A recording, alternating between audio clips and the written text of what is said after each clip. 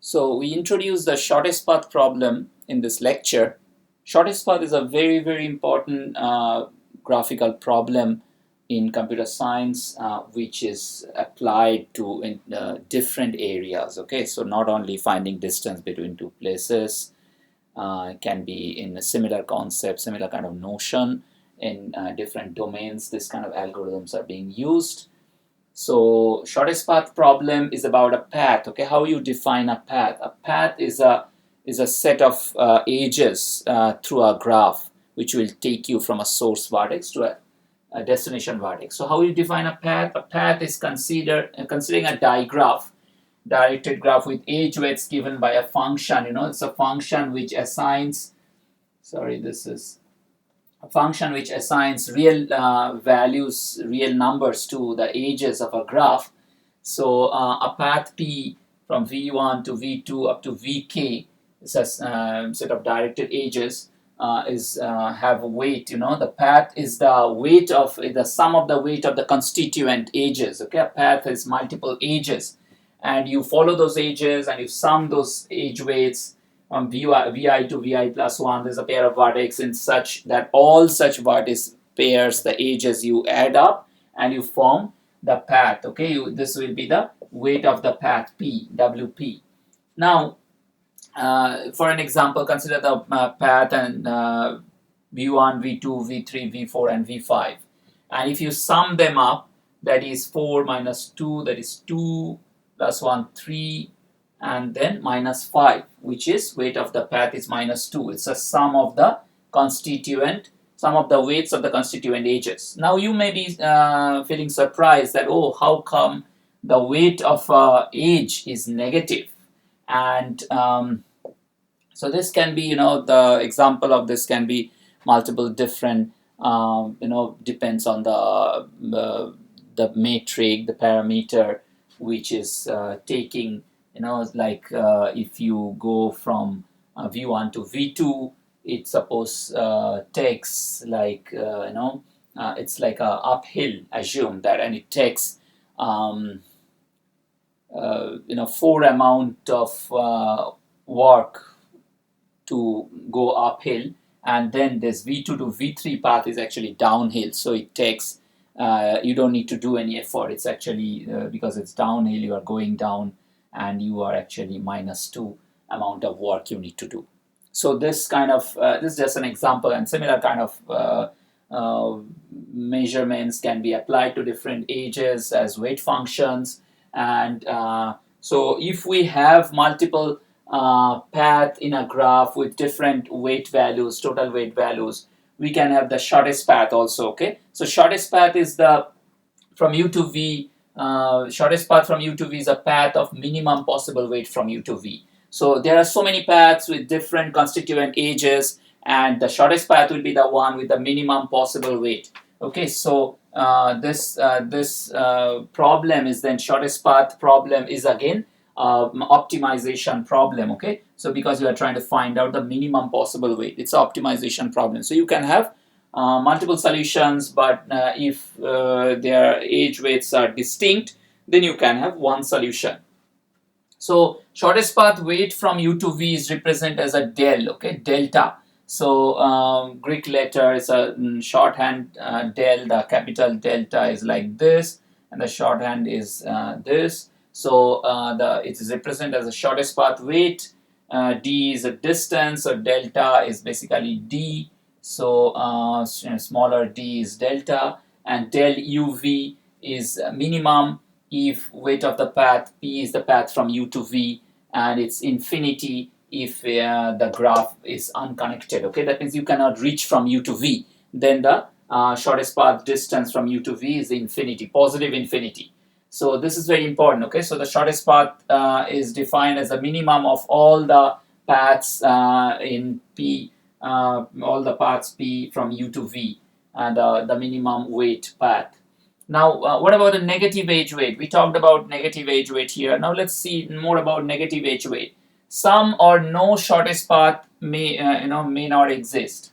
So that means what we wanted to say, some shortest path may not exist, or no shortest path may exist, and if there are negative edge weight. So negative edge weights are possible in the graphs, but there is a bigger concern, which is a negative edge cycle. If a cycle of negative total weight exists, then also no shortest path exists. What does it mean? There is a very nice example in the Corman's book in chapter, I think chapter 24 on this. And so suppose this is a graph and this is a negative weight cycle, okay? So like this is plus 2, this is plus 3, and this is minus 8, okay? So this is, suppose this is a negative weight cycle. You can see that every time you go through the graph, you are actually losing like 3 points, okay? 3 amount negative. Now, this is an important thing, okay? If the negative weight cycle is not reachable from the source vertex, suppose this is the source vertex and you have path to reach it, then you calculate this shortest path up to here. Then when you fall in this shortest path, you connect to any one of the vertex in this shortest, the negative edge weight cycle, then every time you try to traverse, it can have a shorter path, because it can take like 20 rounds of that. It will fall in there and it will not be able to come out. But if it is not reachable from the source vertex, is not reachable, so there is no edge connecting the source vertex, or no set of edges, or no path from the source vertex to this negative edge weight cycle, then it's not a problem. But if it's reachable, even a single vertex is reachable to the so then you cannot really calculate the shortest path weight. Okay, if a cycle of negative total weight, then also no shortest path exists. Del uv equal to minus infinity. So as I said, that if it's reachable from the source vertex, then you say that no shortest path exists, and we say that time is del uv equal to minus infinity. Okay, del uv equal to minus infinity. That means no shortest path exists. So now we are trying to see that what about the optimal substructure. You remember that in the dynamic programming and the optimization problem, the basic properties are optimal substructure, overlapping subproblem, and greedy choice property. So the optimal substructure property exists or not, we are trying to check. We see that a subpath of a shortest path is a shortest path, okay? So if we have a shortest path in our graph and we like remove one edge in the middle, so the two sub trees will also be shortest path tree. So I do not want to prove it, or we do not have the chance to prove it, but for proof you can see the textbook, and it's a very simple proof actually, which will show you that if you take a shortest path between a pair of vertices u and v, and you take a subpath of that, that will also be a shortest path between that subset of nodes. And another important property is a triangle inequality. Okay, triangle inequality is very important for shortest path problem to prove that, and we will not prove the shortest path algorithm's properties, but I need to tell you the triangle inequality. What does the triangle inequality says? It says for all vertices u, v, and x belonging to the set of vertices v, del uv is upper bounded by del ux plus del xv. What is the meaning? The meaning is very clear. Meaning is, if p, suppose this is p, okay, if p is the shortest path from u to v, then p has no more weight than any other path from u to v. That means if you go from u to v, if there are like 1,000 paths, the shortest path weight between u to v will be the shortest among all those 1,000 paths. That's the basic idea. So it's always less than equal to any other path. Okay, so let's consider this u to v distance, the shortest path distance. So it has to be upper bounded by, if there is any other path from u to v, like through x, so either del uv is less than this path, or del uv is equal to this path, in which case x is actually a vertex on the shortest path. Okay, so x cannot be something which is away from the shortest path, so then this will not be shortest path distance. So del uv has to be upper bounded by del ux and del xv.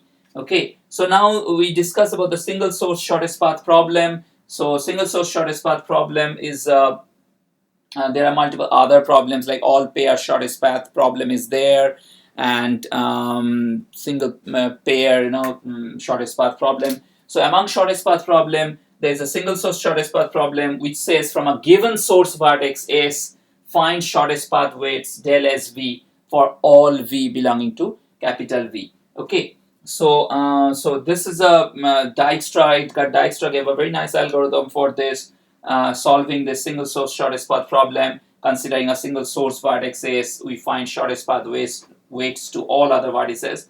We assume here that there is no negative weight age. Okay, there is no negative weight age. So we assume WUV is greater than or equal to 0 for all UV belonging to V. So no negative path weight, or no negative age weight. We should say that. Okay, so no negative age weight may be better sounding. So we say that actually, if in this case shortest path exists, provided paths exist, because we did not consider any negative weight ages, forget about any negative weight cycles. So we can definitely say that if there is a path between a pair of nodes, that if it's disconnected, we cannot have a path. So if there is a path, shortest path exists, provided paths exist. If there is a path, then there is definitely a shortest path. Okay, so del UV is definitely the shortest path distance between UV is definitely greater than negative infinity. Negative infinity is the case when we have no shortest path. Okay, so here we want to say that this is Dijkstra's algorithm, does the single source shortest path.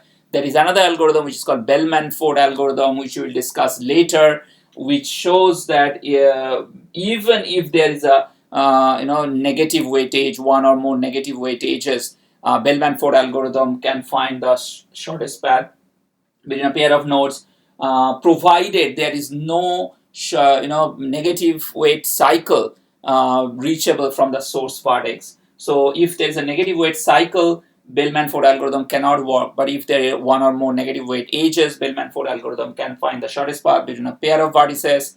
Also, Bellman-Ford algorithm can detect if there is a negative weight cycle and can report that. Okay, so here we have already talked about what is a path, what is the weight of a path. Weight of a path is the weight of the sum of the weights of the constituent edges, and we said that the edge weights can be negative, and we also said that uh, you know mm, that for if there is a negative age cycle, negative age weight cycle reachable from the source vertex, then there is no shortest path existing for that particular graph. Okay, and we said that the properties, optimal substructure and similar kind of properties are existing for the shortest path problem, because the subpath of a shortest path is the shortest path. We also shown the triangle inequality, saying that the shortest path weight between a pair of vertices is the minimum weight among all the possible path from those pair of vertices. And then we also said that single source shortest path problem is an important problem which is solved by Dijkstra, giving a very nice algorithm, and that's a greedy algorithm. Okay, Dijkstra's algorithm is a greedy algorithm. Dijkstra's greedy algorithm. Why greedy algorithm? We will show in the next video. We'll show that every time it picks up one vertex with a minimum distance estimate from a group of vertices to another group of vertices, and whichever be the minimum age, it picks in and adds to the one of the sets and grows that set, so that from one point the shortest path tree grows until it actually covers the entire graph, and then finally you will find the shortest path tree of the whole input graph. Okay, I hope you understood. We'll see the Dijkstra's algorithm with an example, and we'll do the time complexity analysis for the same. Thank you.